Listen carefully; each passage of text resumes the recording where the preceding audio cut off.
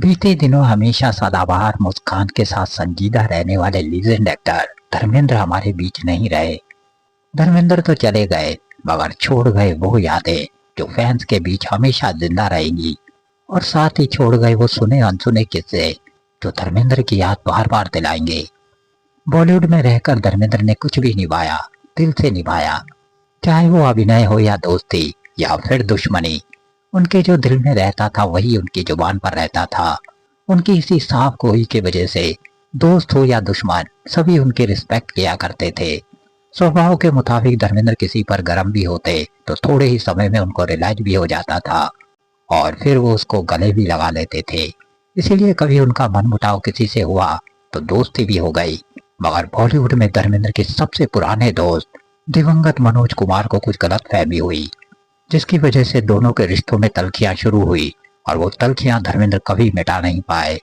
आखिर ऐसा क्या हुआ जो दोनों के रिश्तों में दरार आ गई और फिर क्यों तल्खियां खत्म नहीं हुई, देखिए इस वीडियो में।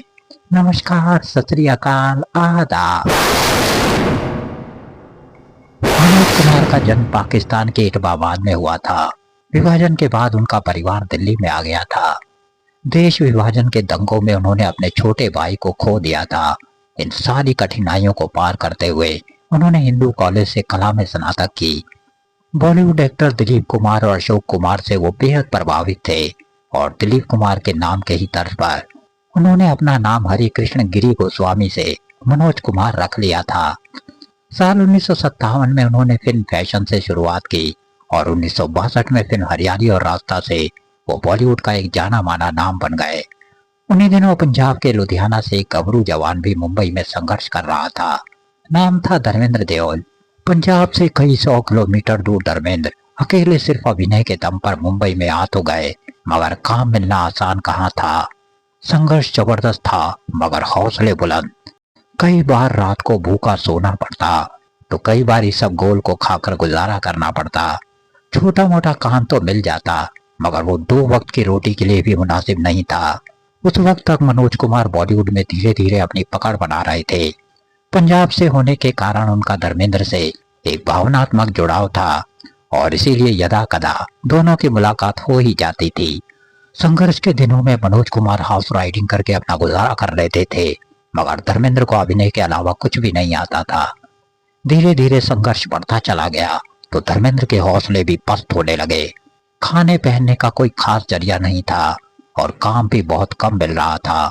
आखिरकार एक दिन धर्मेंद्र के सब्र ने जवाब दिया और उन्होंने बैग तैयार किया और गांव वापस जाने के लिए निकल पड़े। इतने दिनों की नाकामी और मायूसी उनकी आंखों में छलक पड़ी। उन्होंने सपने में भी नहीं सोचा था कि उनके सपने इस तरह से टूट जाएंगे।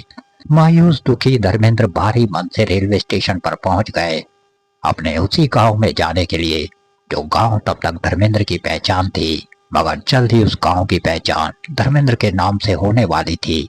उस दिन धर्मेंद्र अगर वापस चले जाते तो आज हमें वो धर्मेंद्र कभी नहीं मिलता, मगर नियति कुछ और ही सोचे बैठी थी। जैसे ही धर्मेंद्र के जाने की खबर मनोज कुमार को हुई, वो तुरंत रेलवे स्टेशन भागे। उन्होंने प्लेटफॉर्म में मायूस धर्मेंद्र को जल्द ही खोज भी लिया। मनोज कुमार ने उनको हिम्मत बंधाई और वापस फिर संघर्ष करने के लिए प्रेरित किया और उनकी गुर्बत में पैसों की भी मदद की। दोस्त की इस हौसला अफजाई से धर्मेंद्र फिर से संघर्ष के लिए तैयार हो गए। कई जगह खुद मनोज कुमार ने उन्हें छोटा मोटा काम दिलाने में मदद की।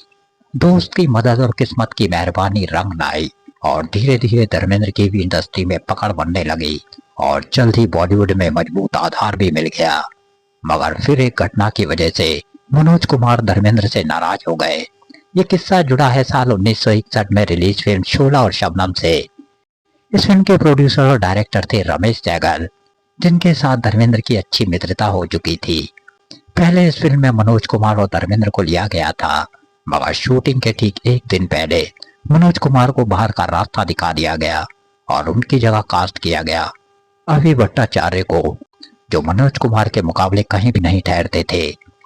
ऐसे में मनोज कुमार को लगा कि शायद धर्मेंद्र ने ही रमेश से कहकर उन्हें फिल्म से बाहर निकाला, क्योंकि उस समय तक मनोज धर्मेंद्र से बड़े स्टार थे और ऐसे में धर्मेंद्र को मनोज के मुकाबले कम स्क्रीन स्पेस मिलता और इसी गलत फहमी की वजह से मनोज और धर्मेंद्र ने फिर कभी साथ में फिल्म नहीं की।